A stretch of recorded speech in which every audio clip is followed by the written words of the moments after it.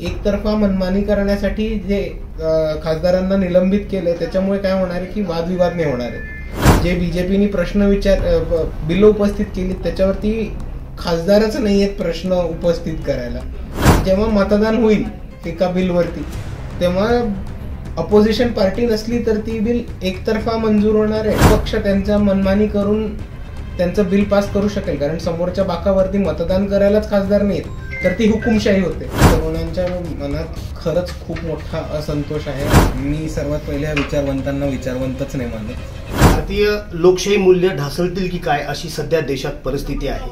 महाराष्ट्रातलं वेगवेगळ्या पक्षांचं राजकारण, त्याचबरोबर लोकशाही मूल्यांची घसरणी होईल की काय अशा प्रकारचं राजकारण देशात आणि राज्यात सुरू असताना नवी पिढी त्यातल्या त्यात आंबेडकरी चळवळ या विषयावर या प्रकारावर एकूण काय विचार करते यावर बोलण्यासाठी आपल्यासोबत युवा नेते सुजात आंबेडकर आहेत. स्वागत आहे मॅक्स महाराष्ट्रामध्ये. Thank you so much. परवा लोकसभेमध्ये 141 खासदारांना निलंबित करण्यात आले केवळ प्रश्न विचारल्याच्या कारणामुळे. या निलंबनाकडे आणि भारतीय जनता पार्टीच्या या प्रवृत्तीकडे आपण कसं बघतो? मी ह्याच्याकडे एक खूप अँटी डेमोक्रॅटिक आणि असंविधानिक ऍक्ट म्हणून बघतो. कारण आत्तापर्यंत ही फक्त आपल्या देशात नाही, जिकडे कुठे पार्लमेंटरी डेमोक्रेसी आहे तिकडे ही व्यवस्था आहे की प्रश्न हे अपोजिशन लीडर्स विचारतात आणि डिबेट व्हायला पाहिजे. किंबहुना जर आपण पार्लमेंटरी डेमोक्रेसी समजून घ्यायचा प्रयत्न केला तर आपल्याला असं समजून येईल की लोकांचे प्रतिनिधी हे पार्लमेंटमध्ये जातात, ते वेगवेगळ्या गोष्टीवरती निर्णय घेतात आणि अपोजिशन लीडर्स आणि जे सत्ताधारी पार्टी हे दोन तिकडे ह्याच्यासाठीच असतात की त्यांच्यामध्ये वादविवाद हो, त्या वादविवादानंतर त्याच्यावरती मतदान हो आणि मग त्याच्यावरनं जो सर्वांच्या हिताचा जो कायदा आहे तो पास व्हायला पाहिजे. पण आता इकडे असं झालंय की एकतर्फा मनमानी करण्यासाठी जे खासदारांना निलंबित केले त्याच्यामुळे काय होणार आहे की वादविवाद नाही होणार आहे. जे बीजेपीने प्रश्न बिल उपस्थित केली त्याच्यावरती खासदारच नाही आहेत प्रश्न उपस्थित करायला. आणि दुसरी गोष्ट अशी पण होणार आहे की जेव्हा मतदान होईल एका बिलवरती तेव्हा अपोजिशन पार्टी नसली तर ती बिल एकतर्फा मंजूर होणार आहे आणि मग ती आपण खरंच डेमोक्रॅटिक प्रोसेसेसनी चाललोय आणि आपण खऱ्या अर्थाने लोकशाही होत का जर एक पक्ष त्यांच्या मनमानी करून त्यांचं बिल पास करू शकेल, कारण समोरच्या बाकावरती मतदान करायलाच खासदार नाहीत तर ती हुकुमशाही होते. हा एक प्रश्न सर्वात पहिले आपल्यासमोर उपस्थित राहतो. अगदी खरं आहे. काही तरुण संसदेमध्ये घुसले होते आणि त्यांनी सांगितलं की तानाशाही नाही चलेगी. खरंच देशात अराजकता माजली, याच्याकडे कसं बघता तुम्ही? काय परत विचार? म्हणजे काही तरुण जे संसदेत घुसले त्यानंतर त्यांनी तानाशाही नाही चलेगी या प्रकारची घोषणाबाजी केल्या त्यांनी आणि गॅस पसरलं होतं संसदेमध्ये. खरंच तरुणांच्या मनात खदखद आहे या केंद्र सरकारविषयी, आपल्याला काय वाटतं? नाही, माझ्या मते तरुणांच्या मनात खरंच खूप मोठा असंतोष आहे आणि एक खतखतपेक्षा एक तळमळ आहे असं मी जास्त म्हणेन. कारण आता आपण जर परिस्थिती बघितली तर खूप मोठ्या पद्धतीने शिक्षणामध्ये ह्या विद्यार्थ्यांना प्रॉब्लेम येतोय.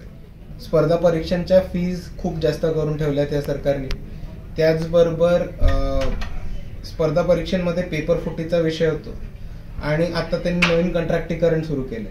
आपण जर बघितलं असेल तर जिल्हा परिषदेच्या शाळा बंद पडत आहेत, ग्रामपंचायतीच्या शाळा बंद पडत आहेत, तसंच महानगरपालिकेमध्ये शाळा बंद पडत आहेत. जिल्ह्याच्या पातळीवरती 4 जिल्हा परिषदेच्या शाळा बंद करून एक मध्यवर्ती शाळा, ती पण 9 महिन्याच्या कॉन्ट्रॅक्टवरती चालू केल्या जातील. शिष्यवृत्ती जी आहे, बार्टी असेल, सारथी असेल, महाज्योती असेल किंवा छत्रपती राजर्षी शाहू महाराज स्कॉलरशिप जे आहे इंटरनॅशनल स्टुडंटसाठी, या स्कॉलरशिप्सचे किती वर्षापासून निधी डिक्लेअर केला नाही. बऱ्याच तरुणांना स्कॉलरशिप्स किंवा शिष्यवृत्ती जी त्यांना मूलभूत गरज आहे शिक्षण कंप्लीट करण्यासाठी, त्या बाजूनी एक खूप मोठ्यांना आपल्याला अडचण होताना दिसते. त्याचबरोबर आपण बघतोय की आरक्षण बहुजनांचं वाचवण्यासाठी खूप मोठ्या पद्धतीने बहुजन तरुण हे रस्त्यावरती येत आहेत. दुसऱ्या बाजूला शैक्षणिक आरक्षणाची मागणी हे इकडच्या मराठा समाजातले तरुण बांधव करत आहेत आणि हेच चालू असताना जेव्हा मराठा समाजाचेच एक मोठे नेते हे म्हणतात की PhD करून काय दिवे लावणार, तेव्हा तरुणांच्या मनात असंतोष आणि खदखद ही निर्माण होणं हे बट ऑब्व्हियस आहे असं मी मानतो. दुसऱ्याच पद्धतीला आपण शैक्षणिक प्रॉब्लेम्स बघितले, त्याच पद्धतीने जर आपण नोकरीचे प्रॉब्लेम घेतले तर आज पोरांनी शिक्षण कंप्लीट केलं तर त्यांना नोकरी मिळणार आहे का? तर नाही. भारताची अर्थव्यवस्था ढासळली, पब्लिक सेक्टर बंद करतायत. BSNL असेल, मुंबईमध्ये BEST असेल, भारतभर तुम्ही पोर्ट्स असतील, एअर इंडिया असेल, इलेक्ट्रिसिटी विभाग असेल, हा आता प्रायव्हेटायझेशन केलंय, खाजगी केलंय. आणि एक आधीच्या तरुणांना एक सरकारी किंवा शासकीय नोकऱ्या किंवा पब्लिक सेक्टरमध्ये जॉब्स हा एक आश्वासन जे होतं त्यांच्याकडनं ते आश्वासन निघून गेलंय. प्रायव्हेट सेक्टरमध्ये आपल्याला माहिती आहे कुठल्या पद्धतीने अजूनही भरती होते. एक कंट्रॅक्टिंग भरती परत सुरू केलंय, त्याच्यावरती फक्त 9 महिन्याचे कॉन्ट्रॅक्ट देणार आहेत. 9 महिन्यानंतर कॉन्ट्रॅक्ट संपल्यानंतर माझ्या पुढे काय, हा प्रश्न तरुणांचा निर्माण राहतोच. आणि ह्याच पद्धतीने आपण बघितलं तर आत्ता तरुणांसाठी महाराष्ट्रामध्ये आणि भारतामध्ये खूप वाईट बिकट परिस्थिती उभी राहताना दिसते. आणि ह्याच्यावरनं तरुण अस्वस्थ होतील आणि त्यांच्या मनात खतखत राहील, हे मी नॅचरलच समजतो. महाराष्ट्रामध्ये आंबेडकरी चळवळ गेल्या दशकभरात थंडावली असं काही विचार म्हणतायत, तुम्ही या विधानाकडे कसं बघता? मी ह्यांना उत्तर द्यायला पण नाही जाणार आहे. ह्यांनी जरा डोळे उघडून काय चालू आहे ते बघा. पॉलिटिकल दृष्ट्या वंचित आहेच, पण सांस्कृतिक दृष्ट्या जे दबाव गट होता आंबेडकरी चळवळीचा, तर ती अलीकडे वृत्तपत्राच्या माध्यमातून जाहीरपणे असं बोललं जातं की आंबेडकरी चळवळीचा दबाव जो आहे तो थंडावलाय. अनेक विचारवंत म्हणताय, तुम्ही या विधानाकडे कसं बघता? मी सर्वात पहिले ह्या विचारवंतांना विचारवंतच नाही मानत. आणि दुसऱ्या बाजूला आपण बघितलं तर दबाव, आत्ता जर तुम्ही परिस्थिती बघितली तर सगळं उलटं दिसेल तुम्हाला चित्र. वंचित सारखा पक्ष उभा राहतो, स्वतःच्या ताकदीवरती 42 लाख मतं घेतो. त्याच्यानंतर तुम्हाला दिसतं की आज बाबासाहेबांच्या नावाने प्रत्येक ठिकाणी कार्यक्रम होत आहेत. बाबासाहेबांचा विचारधारा ही प्रत्येक समाजाने मान्य केली आहे आणि बाबासाहेबांच्या विचारांवरती चालणारा खूप मोठा वर्ग आपल्याला उभा राहताना दिसतो.